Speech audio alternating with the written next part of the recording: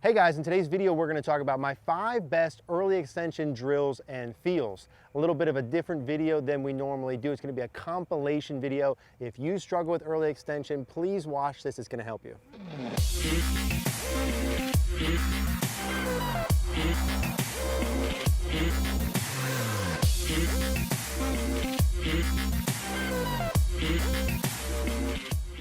All right guys, before we dive into this video, I want to talk to you quickly about 2 things. Number 1, we have launched our golf school dates for 2020 in Bethlehem, PA. We're going to go ahead and put a link in the description down below. If you'd like to come get some in-person coaching, I would certainly love to have you. Now, if you can't make it to Bethlehem for in-person coaching, would still love to work with you via CogornoGolf.com. That's our online community full of golfers like yourself and myself looking to improve. That's where you can send me your swing. I can help identify priorities, take your game to the next level. Most importantly, as a member of Cogorno Golf, you get access to our Facebook group where you can post that swing, get into the community, get into the conversations. You get access to everything we have, all of the master classes, the member library, the practice section, as well as the quick fix section. Would love to see you guys there. What I want you to imagine is you have a belt buckle on, or if you just use like a belly button or sternum, whatever, and you have an arrow there and that's pointed straight forward in this direction. When you early extend, that belt buckle or that arrow extends straight forward in this direction. Where I want that arrow to point and where I want that extension to point when you do the extension part is towards the target, but also left of the target. I have a little stick in here, okay, that's about 45 degrees from where I'm standing. What I'm trying to do, if I'm going towards the camera, what I'm trying to do is get my belt buckle from here to extend this way. So I'm not going here towards the ball, right? If my ball's here, do you see this okay, Mary? If I'm going towards here, I don't want to extend towards the ball. I don't want to extend towards the target. I want to extend over here, actually to the left of the target. Again, not ball, not target, left of the target. So if you guys watching this are my 12 o'clock, I'm extending out towards like 10 o'clock, okay? Does that make sense? I'm extending out towards 10 o'clock. So when I put that little stick there, that's a feel for me to just feel like, okay, from the top, I'm going to get my belt buckle and extend it over this way. I'm gonna get it here. I'm gonna get my belt buckle all the way turned over here as I'm kicking it up. That's the deal. Okay, let's actually hit some shots with that. That is the feel. It's my favorite feel to fix early extension. It will work if you exaggerate it enough, and I want you to understand the concepts of it. So here we'll go ahead and hit 1 or 2. Again, I'm gonna feel my belt buckle and hips extending towards 10 o'clock as I come through. Let's go ahead and demonstrate. Good, and that feels excellent for me. I am someone who early extends, so for me that feels really good. I'm gonna do that again. There's a couple other little feels that go along with that. Again, here, I'm extending my hips not this way, I'm going here. Up, forward, and left of the target. Rotating first, extending second. Awesome, that's another one that feels really good. I also feel when I do it right, when I do it correctly, when I come through, as I'm extending forward, I do feel much more open and impact relative to normal, my whole body. And I do feel like a tightness for me in sort of my left hip here. I feel like my hips are more back than normal. Let's make a downswing. I want you guys to do this with me too when you get a chance. Up to the top, right shoulder, right hip get closer together as I'm opening. And let's just do a little half swing. I'm adding right side bend during the initial part of the downswing. Right shoulder down, right hip up as I'm turning.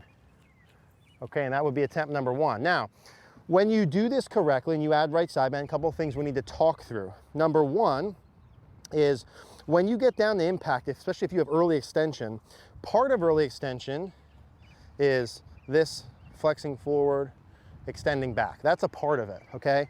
But it's also right side bend. So when I come down, if I go to impact and I lose all my right side bend, here's me with right side bend, bent over to the right. If I lose all my right side bend and I lengthen my hip to shoulder, what is that now? Standing straight up, right? Here's right side bend. Here's no right side bend. What do good players look like? The first one or the second one? They look like the second one. Their right shoulder's more down, their hips more up, they have side bend, and they keep it into the follow through. So the point I want to make with that is, if you do this correctly, in the beginning, if you're doing half swings, by the time you get to your follow through, you should feel like you're more bent over, like you're more tilted over, like your right ear is actually pointed down towards the ground, almost as though I'm looking at my target like sideways, like horizontal this way would add more right side bend compared to looking at it straight up and down is no right side bend.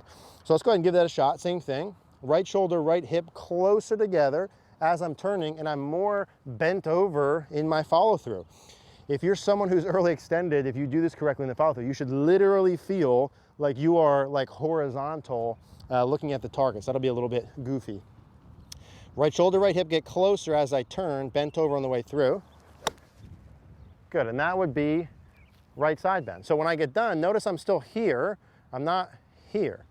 Now eventually, I don't care if you get all the way up there, but in the beginning, let's stay tilted over. And that's all that is right side bend. Part two is what your hands do.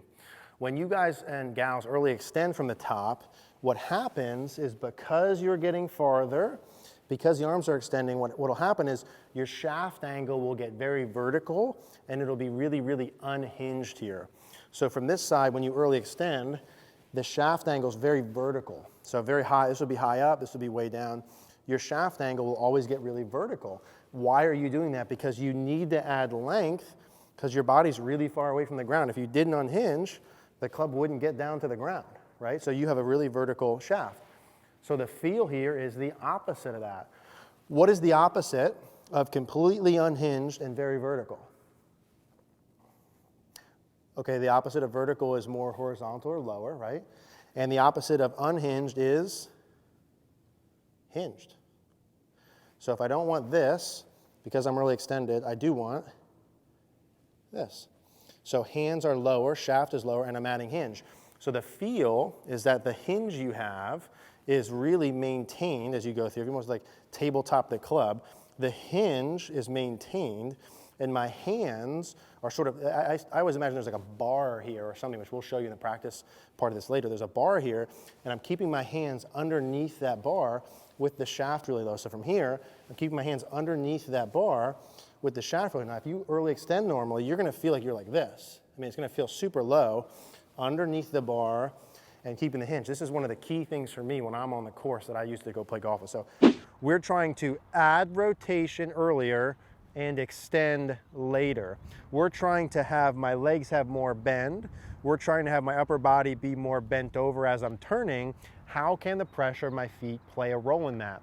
Well, the simple portion to start or thing to understand is in general, during the downswing, the more pressure you get towards your left toe or towards the toes of your feet, the harder it is gonna be to rotate, but the easier it is gonna be to extend. No bueno for us.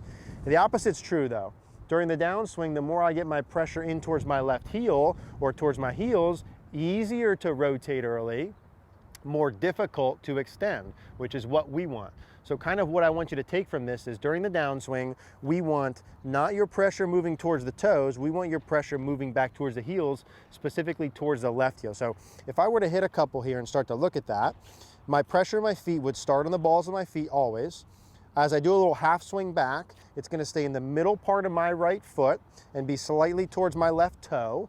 And then during the downswing, right as I start down immediately, I'm gonna go in towards my left heel. Now, as I go in towards my left heel, what do you see me doing? What happens? That makes my butt go which way? Back or forward? When I go towards my heel, my butt goes back. If I were to stand up and I get my weight more and more and more towards my heels, I'm gonna bend over more and more and more. My butt's gonna go more and more back just to counterbalance that. So weight towards the heel makes butt go back, chest go down. For us, that's good. So what I'm trying to feel is pressure on the balls of the feet, middle of the right foot, right to the left heel, and get some depth of my left hip here. So this will be training the feet sort of one-on-one. Balls of the feet, right foot, into the left heel. And that for me, when I do that, coming from someone who feels your pain as an early extender, that feels like I have a lot more depth to my left hip. I'm a lot more back this way and going immediately in towards my left heel. So same thing, pressure on the balls of the feet, just in front of my shoelaces, into the right, middle of the right foot, right back in towards the left heel. Let's go ahead and do another one with that. Good, and both of those feel really good to me. You might notice as you do those a little bit of roll on the foot, but really working back in towards the heel. Take your normal setup and get an object behind you about a hand width and start doing little swings about halfway. You need to make a big enough backswing to be able to feel it, but from here, I'm trying to get that seam line to hit there before I get to impact. Now what I feel is my left foot's definitely rolled here on my ankle. I feel my sort of hamstring and glute way farther back this way compared to normal. I feel my left hip back this way compared to normal. I feel me more bent over, right side bend. I feel my right leg more bent and forward this way compared to normal. That's what I'm feeling compared to normal. I really get a sensation that I have to pull my left hamstring and leg back as I do my turning motion. And I'm gonna do a couple of those. I got ahead of myself, and I'm gonna do a couple of those and get that seam line there before I come down. And I might just do that.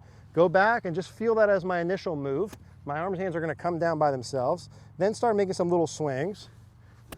And I'm trying to hit that before I get to impact. Seam line all the way over. Okay, I got a feel for it.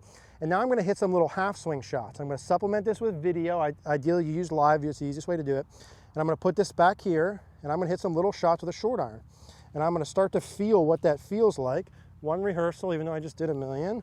Feel my seam line back there, good, good. And I'm gonna hit one. And I'm trying to get back to that same spot. I didn't hit that one perfectly, but that feel I have compared to normal feels way better. And I know when I record it, that's what it's supposed to look like. So same thing, 1 or 2 rehearsals, get my left leg way behind me. Good, seam line there. And then I'm gonna hit a little half one. And when I do that and do it correctly, I also get a sense that my left hip is out to the left or behind me more, and I feel more bent over compared to normal instead of all the way straight up. It's another sensation I get from there. And it should look like good rotation, okay? And it should look like no early extension. If you guys set this up properly and do it properly, I'm telling you, it's gonna fix your early extension. All right, guys, thanks for watching this video. Again, a little bit different than normal. Leave a comment down below. Let us know, did you like this format, didn't like it? And if you did like it, it would really help us out if you click the like button down below, click the notification bell, and please subscribe. Thank you guys for watching.